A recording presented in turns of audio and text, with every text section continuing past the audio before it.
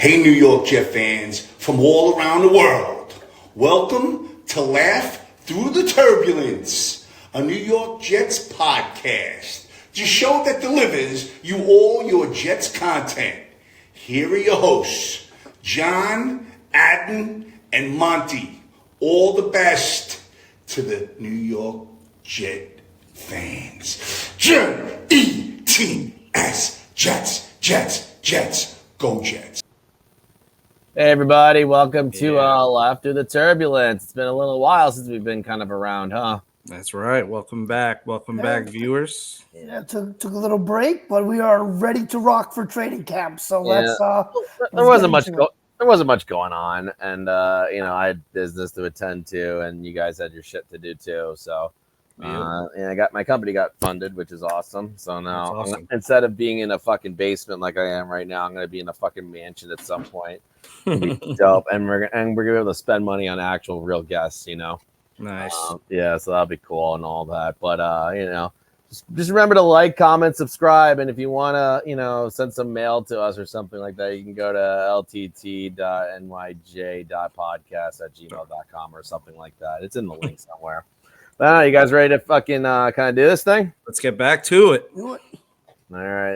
All right. So basically, training camp has started, right? And I guess the big story of our training camp is the one that I think we all kind of anticipated, but it's happening across the league with a couple other players too. But Hasson Reddick is holding out right now, obviously wanting of a new deal. It doesn't seem like much has kind of gone along on that realm in terms of moving forward with the deal. But I guess I'll start with Adnan because he's a good gauge for essentially the panic level, right? Adnan, how are you feeling on a 1 to 10 scale in terms of panic mode? Dude, panic, again, I've said it, is 0. I'm not panicked. I don't think that I think Reddick for the Jets is a luxury, right? I think with the depth of this defensive line, the way the coaches handle the defense, with the strength of the secondary, with Mosley and Quincy, at linebacker, I think a guy like Reddick would be really nice to have, but he's a luxury. He doesn't have the leverage that he thinks he does. So on a panic scale, I'm literally at a 0. On an annoyance scale, I'm at 1,000,000, right? Because this is what everybody outside of Jet fandom wants. Look at the circus. Of course, the Jets would make a trade without ensuring the contract is taken care of, which it sounds like, and obviously we've only had the Jets' perspective so far. It sounds like the Jets and Reddick had a handshake agreement that, hey, we'll guarantee your contract this year, or we'll do something, but we're not ripping up your deal. From what it sounds like, with obviously Huff signing in Philly and JFM being traded after the Reddick trade, he seemed to view that as leverage. So he's trying to force the Jets' hand into a brand new contract, right? I think across the league, the Niners are in more limbo because Trent Williams is everything to them. Without him at left tackle, their offense is completely different, right? Ayuk is there. He's holding in so he doesn't get fined. He's still another guy they got to pay, right? You look at the Cowboys with CeeDee Lamb. I mean, that's a disaster for them. And he's going to get paid, but they don't have a choice. So I think when you look at, the Jet situation coupled with the holdouts across the league, I think the Jet situation is the least dire. I think that Reddick will eventually get to camp, and I think they'll work something out. I would really be surprised if they ripped up his deal and gave him a long-term contract at massive money, considering all the young guys that are coming up for new contracts. So I think this will have a positive resolution, but in terms of impact on the defense and the team, I'm not worried at all. I wish I could echo your optimism on this, to be honest with you, man. My panic level's actually risen a little bit. And I'll tell you why. So, with when it comes to Hasson Reddick, right? it doesn't help that like the day the news broke that he, was holding out officially, he also was named to, the NFL's top 100 players, number 87. That doesn't help. He's been a dominant force over the past 4 years straight. He's top 5 at his position over the past 4 years straight. He's just getting into his 30s. He's not like, listen, players are playing later and later. Edge is a position that you can play at a high level into your 30s if you're good, and he is extremely good. Again, top 5 at his position over the past 4 years, double-digit sacks every year, like it's a friggin' requirement for him. He also is just like he's not afraid of this situation. He also has been able to perform well on multiple different teams over these past few years. So he's very much, that may also be due to lack of variance at what an actual edge rusher does. It's like, hey, go get the quarterback, sick him. You know what I mean? So like, it's not like they're doing a bunch of crazy stuff, but still, he's still been able to go from team to team and perform, which is pretty friggin' important, right? It definitely ups his value as a player, right? So that to me means, that he could potentially pull a Le'Veon successfully. Because again, what's the point of him, risking himself to get hurt or whatever for, not what he wants. You know what I mean? He wants a deal. Now, what I don't like, though, obviously, and I don't like Reddick, I'm not trying to, defend him at all because I think he's the scumbag in this situation.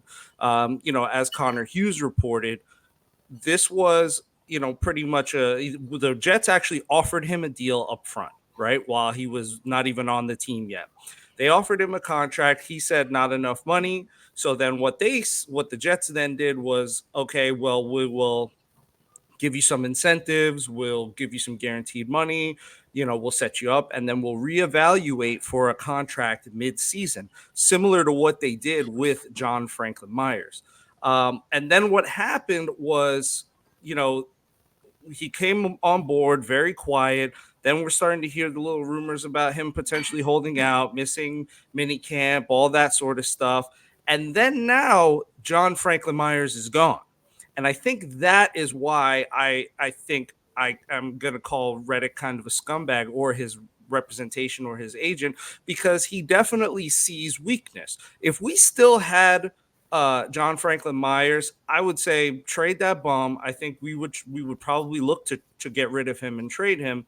But now when our pass rush consists of Michael Clemons, who is not a proven commodity to be a 3-down starter by any means on our team. He's great. He's a beast. He looks good. But, I don't know if the talent is there for him to really be the guy that we want to rest our hopes on. JJ is solid. And then you have Will McDonald, who, I'm sure we'll talk about him in a little bit. I did a little comparison of him and JJ and stuff I'll share with you guys. I'm not feeling too solid about this situation. It seems like a stalemate because the Jets are doing what the Jets should do. And they're saying, you don't want to come to practice, we're not going to come to the negotiation table. And I'm completely on board with that because, you know what? Fuck this guy. You want to come in here, you want to say one thing, you want to do another, and then you want to try to like twist our arm when you see a little bit of weakness and smell a little blood in the in the water. That's just such a scumbag thing to do. And it just, I've spoke to other Jets fans about it, in different groups online, Twitter and stuff like that. The sentiments are pretty much either, they bring up Bryce Huff, which he wasn't on the table. I mean, we weren't going to pay him 50 something million, just like we're not going to pay Reddick 50 something million, which is around what he wants. He wants that 25 to 28 million a year figure. We didn't get fleeced. You know what I mean? How, everyone's like, oh, Howie Roseman's a genius. He saw this coming, blah, blah, blah. I don't think so, man. I mean, I think that he knew that he was going to be expensive and they didn't want to pay him. And, and he's not worth it. It's just they couldn't pay him, and then, the Jets being stuck. I mean, that I don't know. I'm 50-50 on. So, I mean, all in all, my panic level is a little bit higher. I forgot what I said I was last time we talked about this, but Now it's whatever it was before. It's higher than that, maybe 4 or 5, something like that. Because again, he's got the tools, he's got the reputation, he's at an age. He's I think 29 now, about to turn 30. I think he can hold out to 31 and still get a significantly high contract. Will it be a top dollar deal? No, but it will be better than what he'll probably get for the Jets, because the Jets definitely ain't going to sign him to no long-term contract now that he pulled this shit. I wouldn't, unless he comes out and gets 15 sacks or something crazy. What do you think, John? Okay. I think I might be more annoyed by the noise of the media on this one than I am of the actual situation. Mm-hmm. I think that's the fair take. I mean, I think eventually he's got to fucking play. I just don't see a situation where he doesn't get a contract and he decides not to even play and pull Le'Veon just because he's going to be 30 when the season starts, basically, right? Le'Veon at least did it when he was like, I guess, 27, which is prime, right? Prime for an NFL player, right? And he's on the wrong side of prime, even though edge rusher does age a whole lot better, right? But I just can't see it. Like, I mean, I think about it like this, right? Let's say if he holds out a year, right? And then next year he's a free agent. He's a total free agent, right? At this point, right?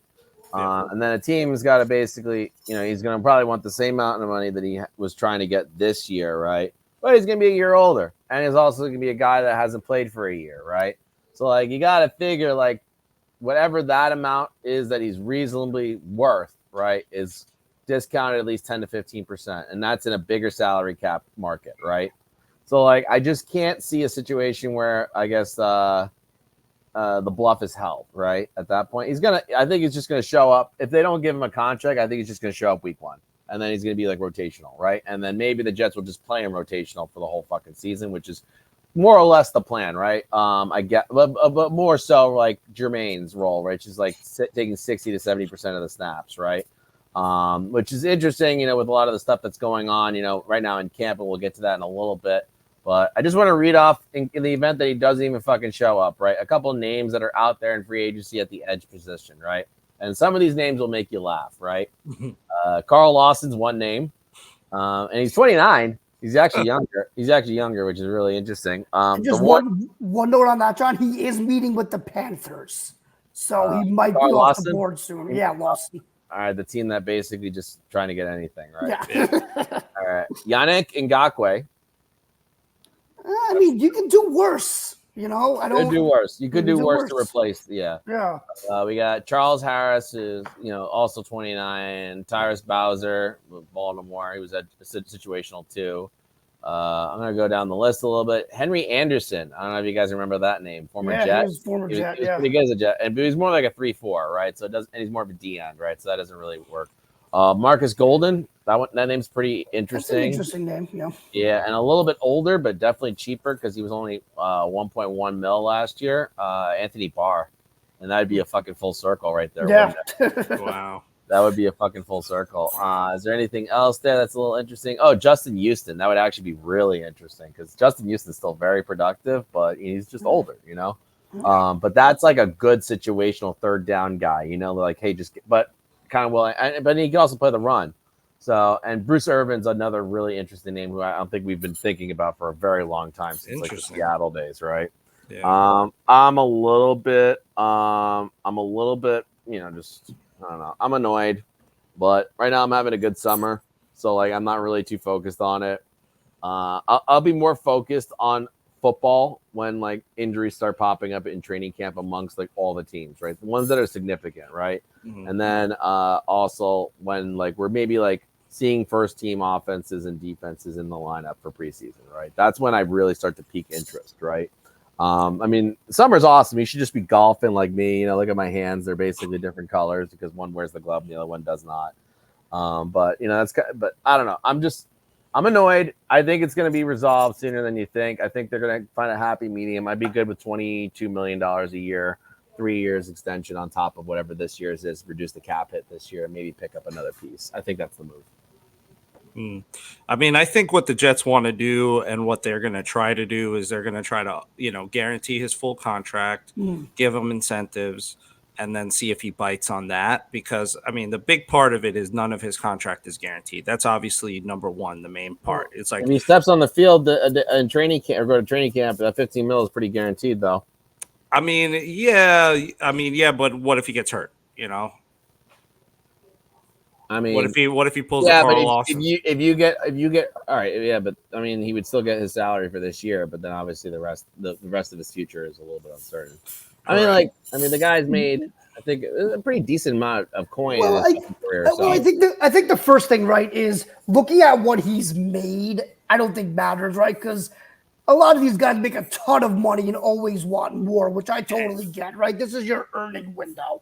But I think, like, when you look at it from the perspective of, you know, what they can realistically do, I do think that, you know, there has to be a conversation of, you know, I just don't know how they can pay him big money with all of these other contracts that they have to get done. That's what I'm saying. There's Brees no is way. coming up soon. So.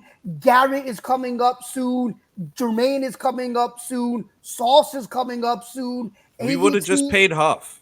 Yeah, that's the thing. And that's the other flip side of it is if you're going to pay big money, you might as well just pay Huff. You got to wait. You got to wait. Well, next year, really the big contracts next year. Obviously, the extensions for Garrett, Jermaine, and fucking Sauce, right? But they're going to get all 5th years, and then the cap's going to be very pushed out, right? Especially because they're going to get probably some big deals, right?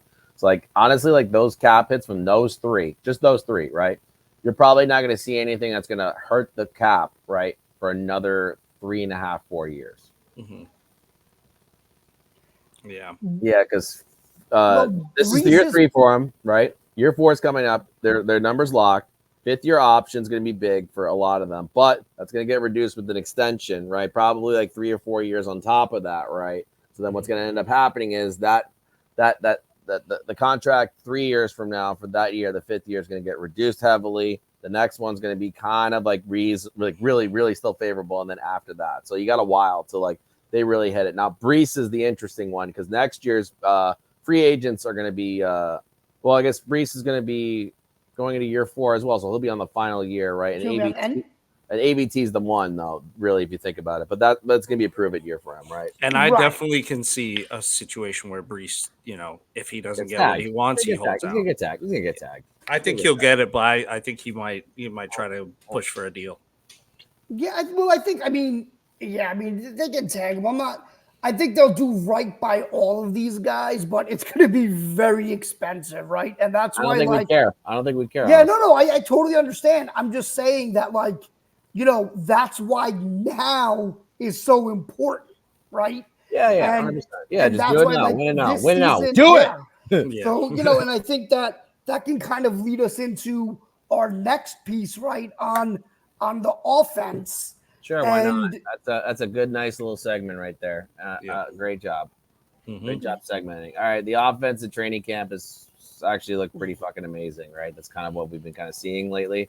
Yeah. The one thing in particular that looks really like Garshy is Aaron Rodgers and Garrett Wilson. That just looks amaze balls, but also like they just look amazing, right? The whole offense is just clicking right now. So, I mean, I guess the panic level's got to be a 0, right, for it. Yeah. I mean, it's like you said. I guess it's just do the reverse, right? We've never done this for the Jets, really, except for when we got Rodgers last year. What's the excitement level on a 1 to 10 scale?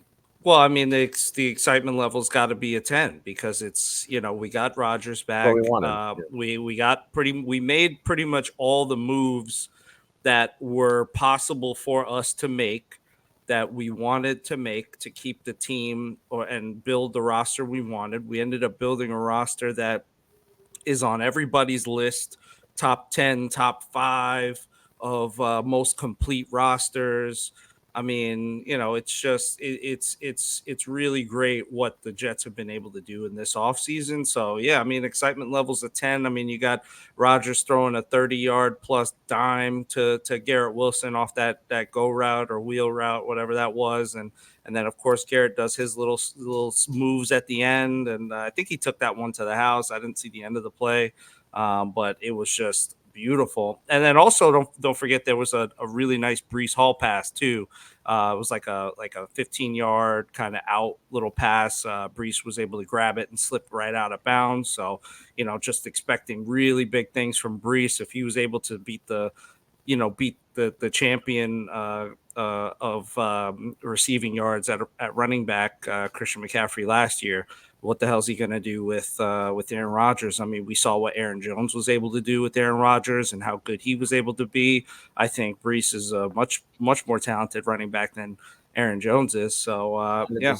Well, the only thing that's going to stop Brees is his massive cock dragging him down, basically. Well, I think, and additionally, with the offense, I feel like, I'm definitely at a 10 for excitement. And really, I mean, it's going to be the theme throughout this entire season, right, is the injuries.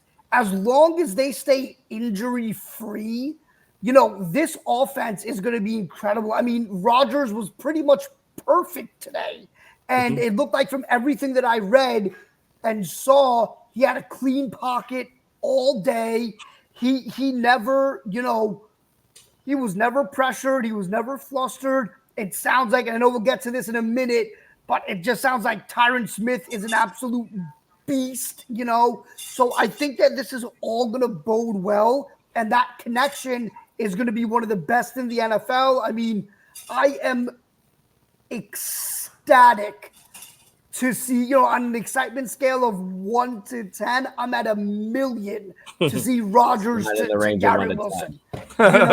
It's not, it's going to be fucking awesome. And I know we had something else in mind to talk about the offense after, but I want to go to the offensive line real quick because it's been looking really great, right? And you're right that Tyron Smith's been looking really good.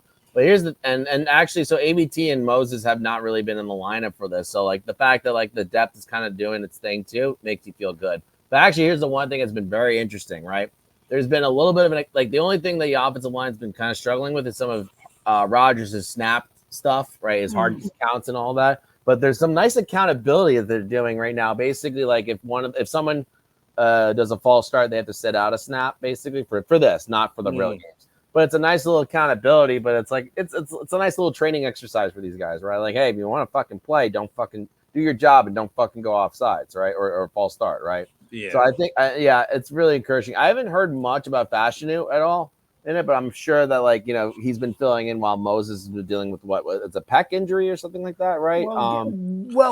It's an injury from late last year, I think. Yeah, it's been Mitchell.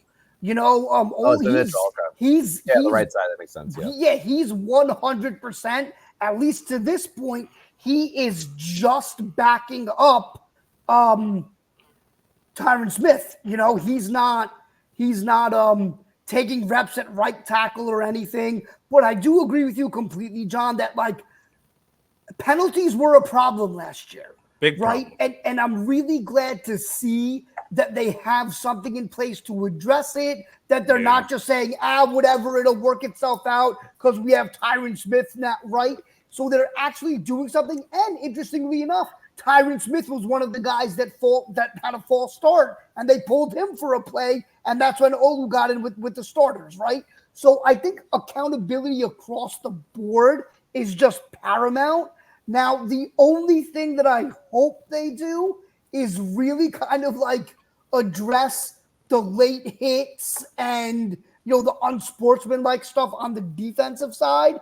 If they can address that along with this accountability on the offensive line, I think that's going to be huge for them. And yes, it's been Schweitzer at guard. Oh, I'm sorry.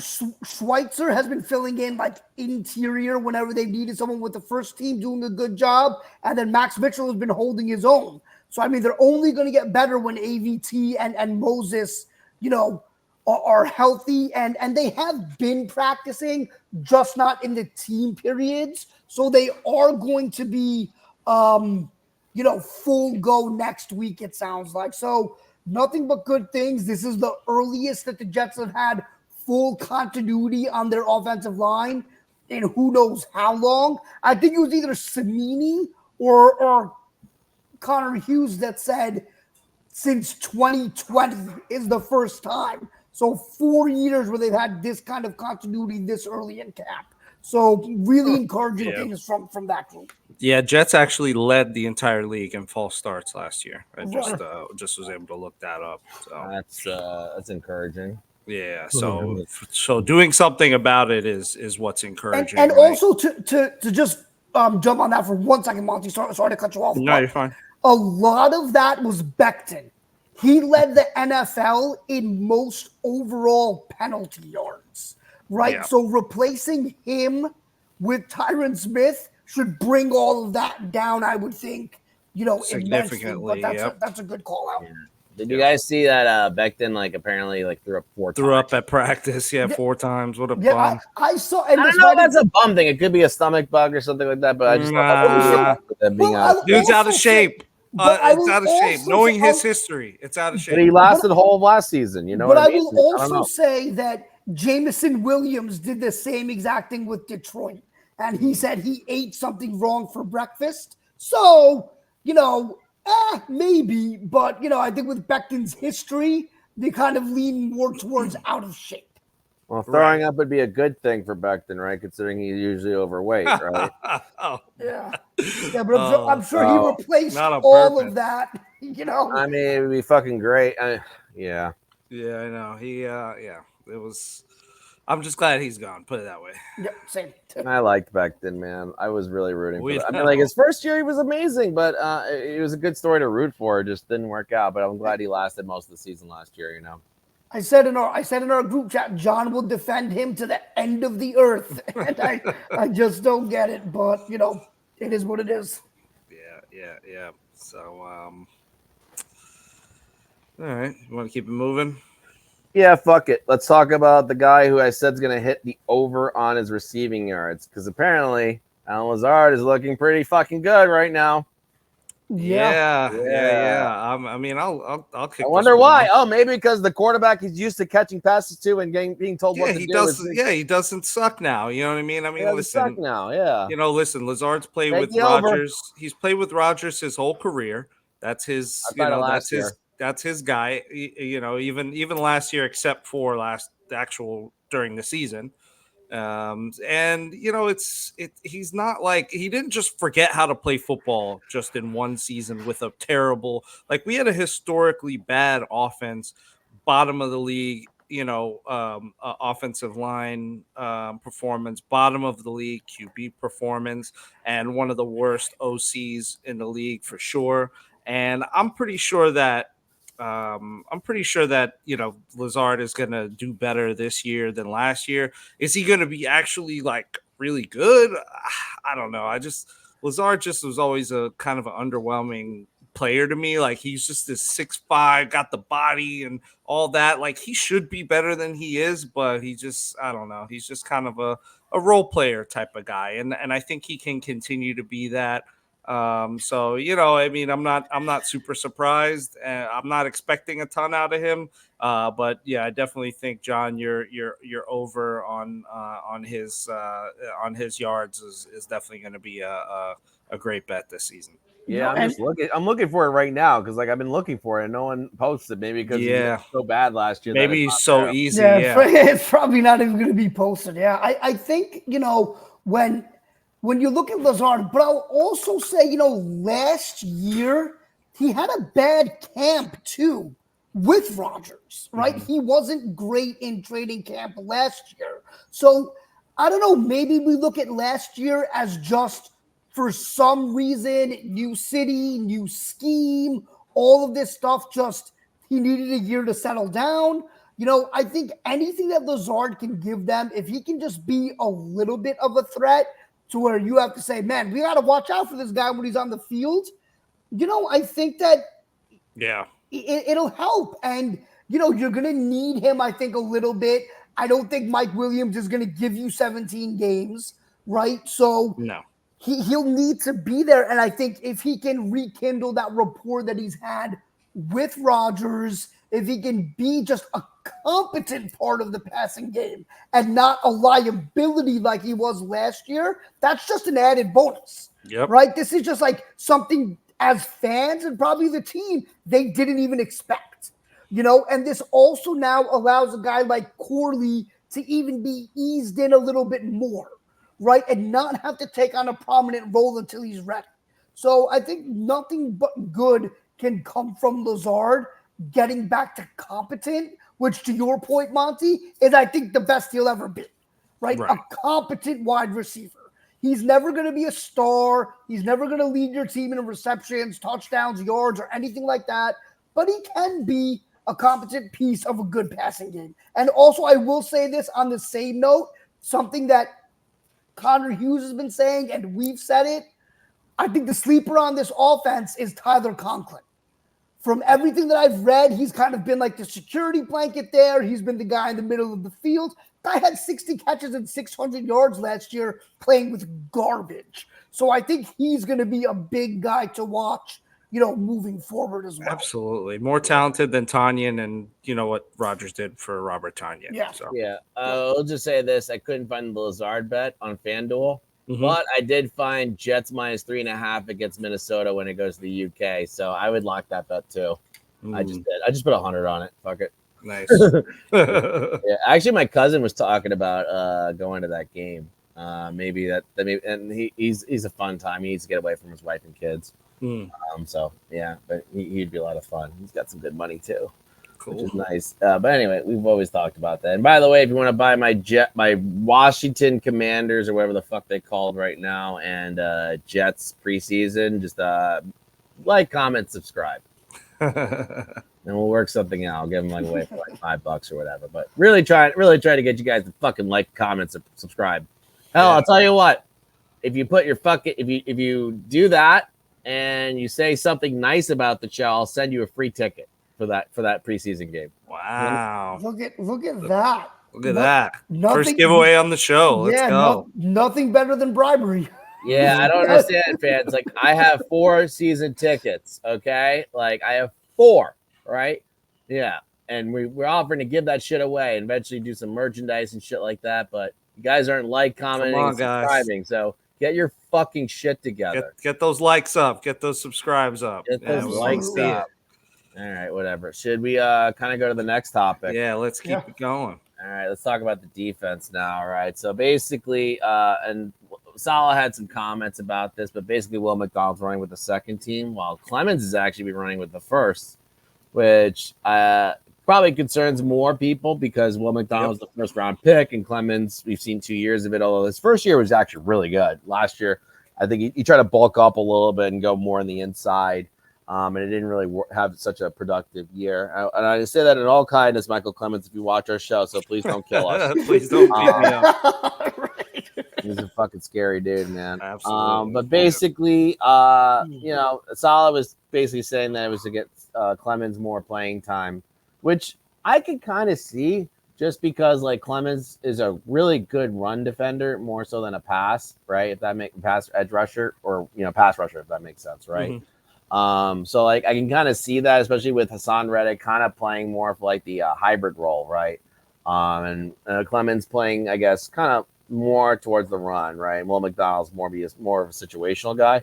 But I don't know. You guys want to just talk about how you think that's still a wasted pick, Will McDonald, or are you just going to be very amazed when you fucking outpaces everybody? Listen, I still think that. And this has kind of been, I'm pretty sure, a little bit concurred by voices around the league and certain things that insiders have said. But I just still don't necessarily agree with him as a first rounder. I think he could have been had in the second.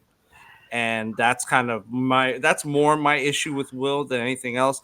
Will actually, before this, that's right. But we could have traded back then and got, what I mean? We could have traded back, because we didn't necessarily need to spend a first on Will McDonald. He would have been there. We could have traded back for like a early mid second rounder and very likely still got him.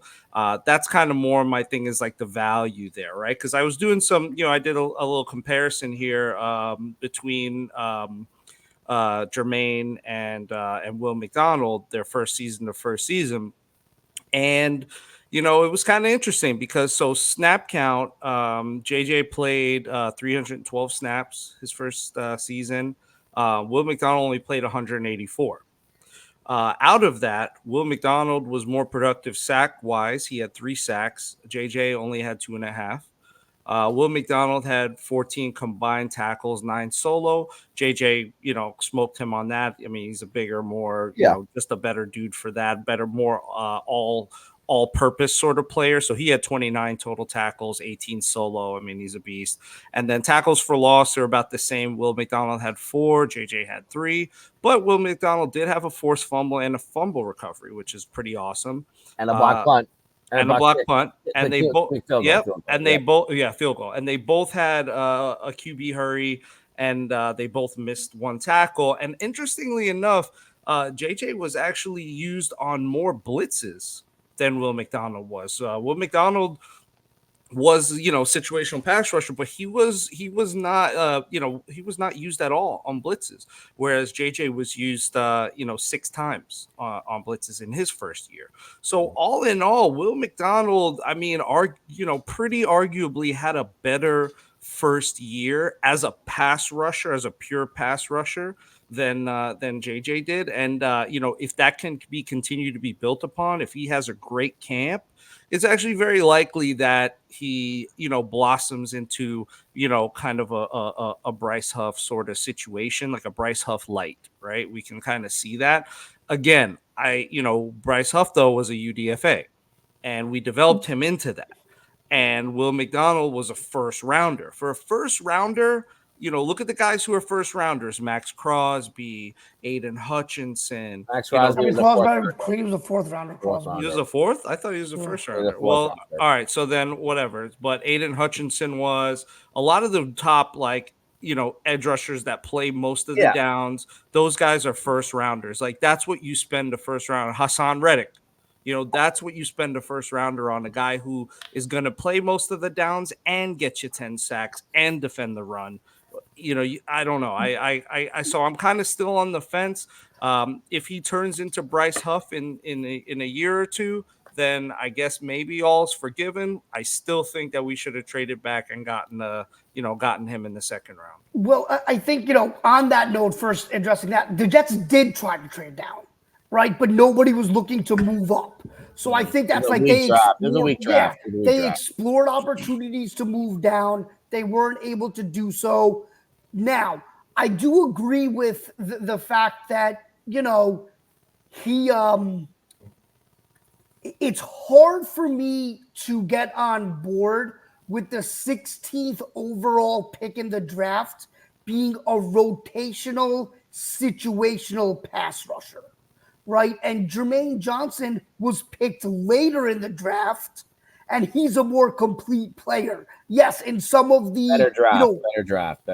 And they had Jermaine as a top 10 pick. Yeah, but again, he fell for whatever reason. He fell. He fell. Who cares? I'll take it. I'll take it. And I'm not arguing. All I'm saying is that he did fall, and he's an overall better player, including his rookie year, right? So my concern again is that unless McDonald comes in and has 9 to 11 sacks, right? I don't know how you can justify that pick, because again, you guys have said it, ad nauseum. You just said it, Monty. This team develops pass rushers, right? This team develops defensive players. So I think looking back to this draft, one of my things is I would have drafted a developmental pass rusher, right? They could have turned him into something. So I just look at it as if you draft somebody 16 overall, they got to come in and be a 3-down guy.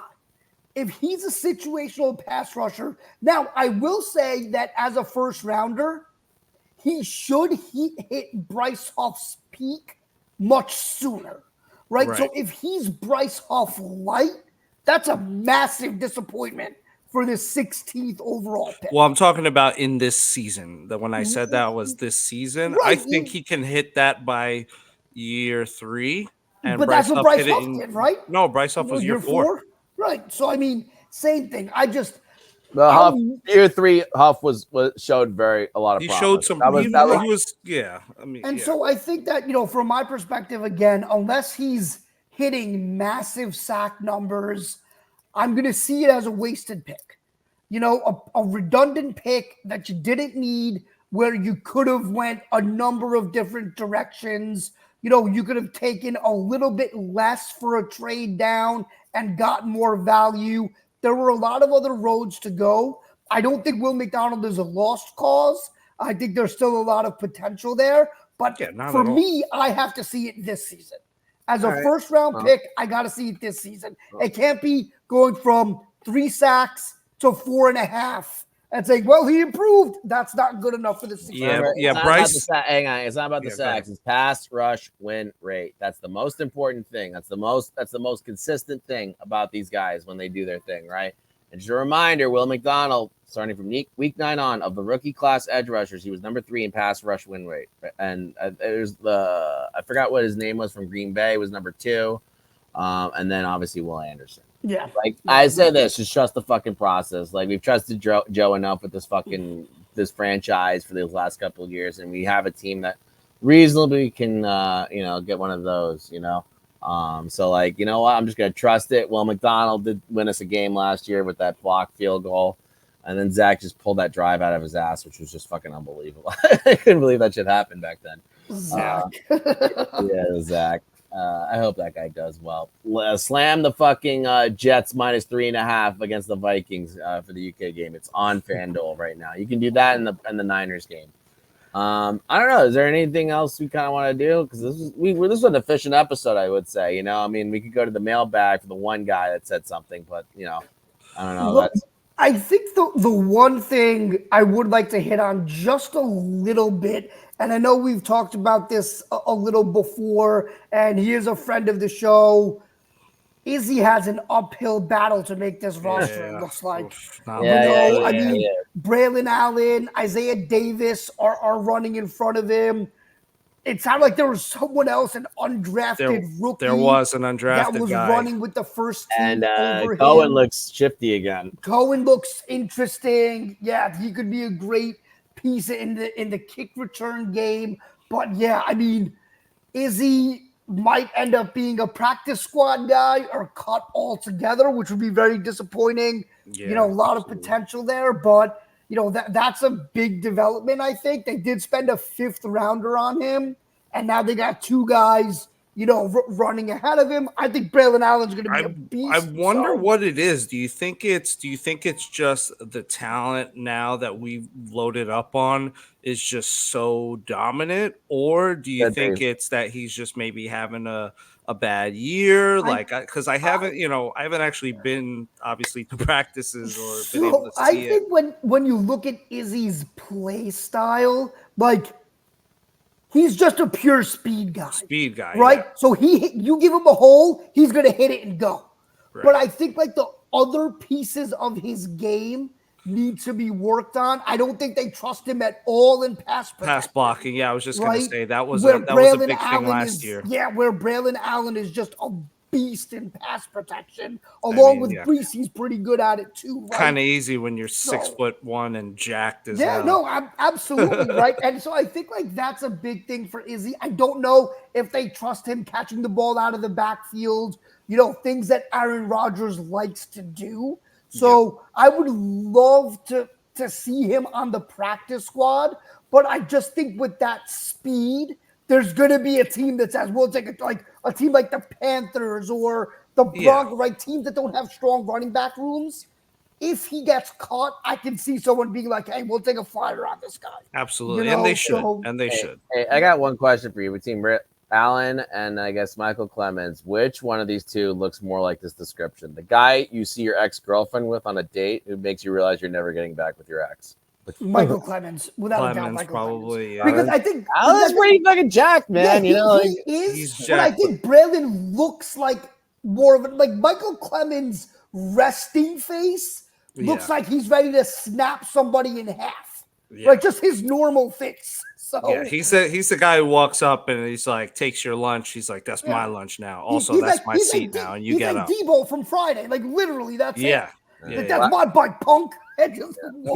Last looks like because I remember Monty, you knew this game that I did for the office back in the day. But Greg Zerline kind of looked like a guy who coming home after a bachelor party tells his wife everything.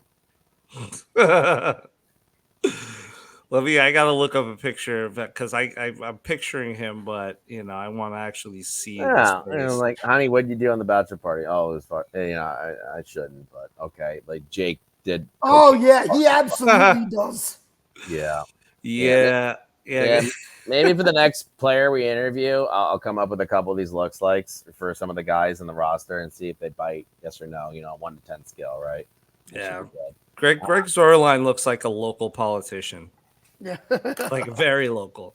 Yeah, it says like God bless America after every speech. Yeah. Yeah. So Yeah, but he's running for like the smallest like town council. Oh yeah, 100%. That's not yeah.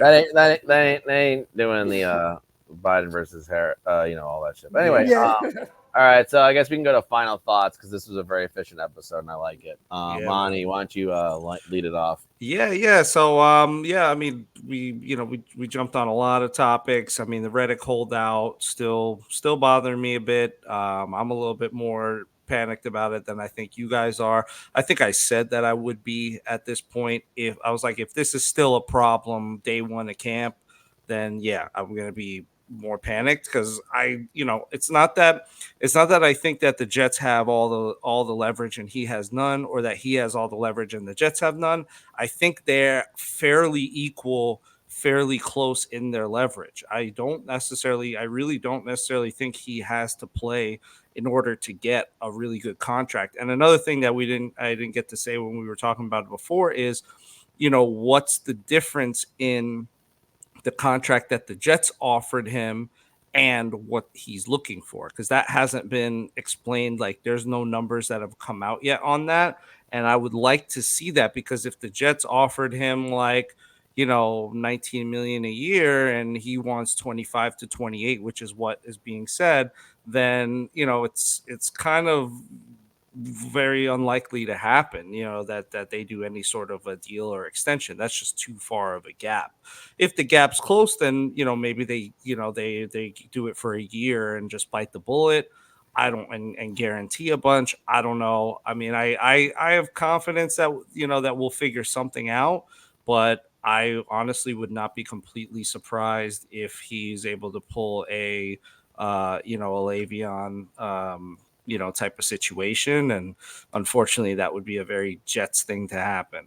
And then, as far as everything else, the players looking good.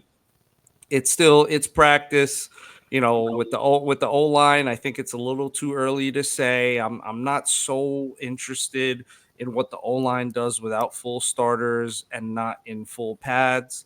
I think we need the whole O line in place. I mean, our offensive coaching is not strong. Our offensive line coach, doesn't have a good track record, doesn't have a good reputation. I am very confident that if everyone's there and healthy and on the field, Aaron Rodgers will be able to direct us to victory from his field general position. But injuries are still kind of a little bit of always a shadow lurking in the background for us. So I'll feel a lot better once I see everyone on the field doing well, in full pads, ready to go, doing their thing. Of course, the O-line is going to play better when we're not in full pads and when the defense is not coming 100%, and when you have, a future Hall of Famer, who can get the ball off finally for once, directing the show. So I'm not super surprised about it. I'm happy to hear it. I'm happy it's not bad. Obviously, I'm happy to hear all these good things come out of camp, but, I'm taking it all with a little bit of a grain of salt at this point. Just lastly, with respect to Will McDonald, I hope he steps it up. I hope he has a great camp, and I hope he is so good that that Reddick then now has to kind of reconsider his situation, because that's kind of the last thing there that we really need to happen to make that, I think, push that situation over the edge. If Reddick and JJ both have great camps, and obviously Clemons does what he does, Will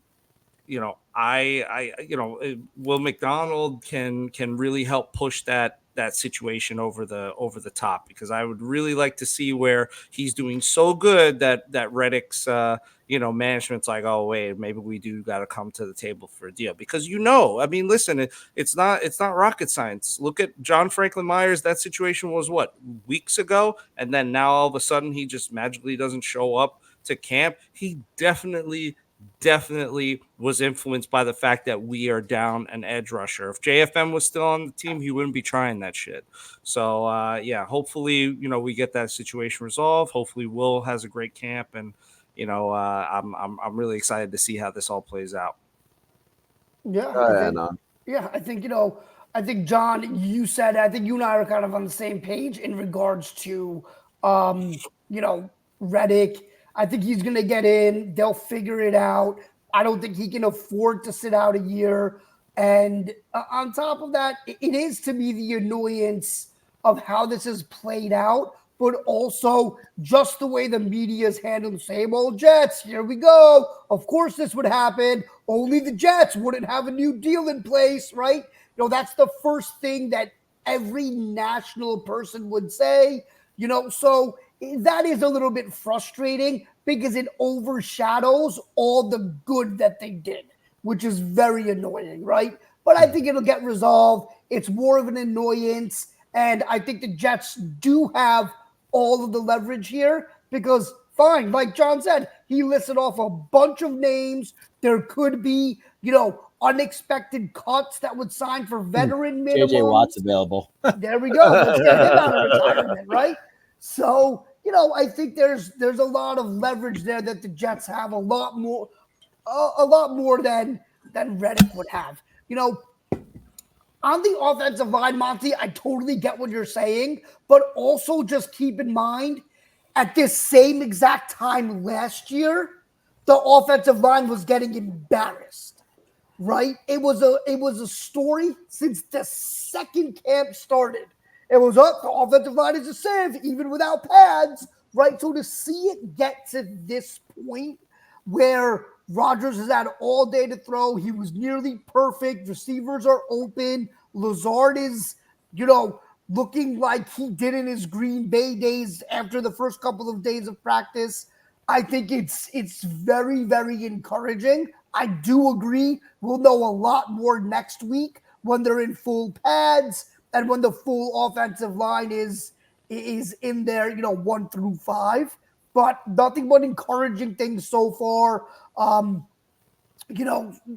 think we'll have a lot of interesting, conversations moving forward, especially as the pads come on, especially as we move towards the first preseason game. I'm excited. I'm going to go to my first football game in Charlotte. I'll be going to the Jets-Panthers preseason game on August 17th. So that will be interesting.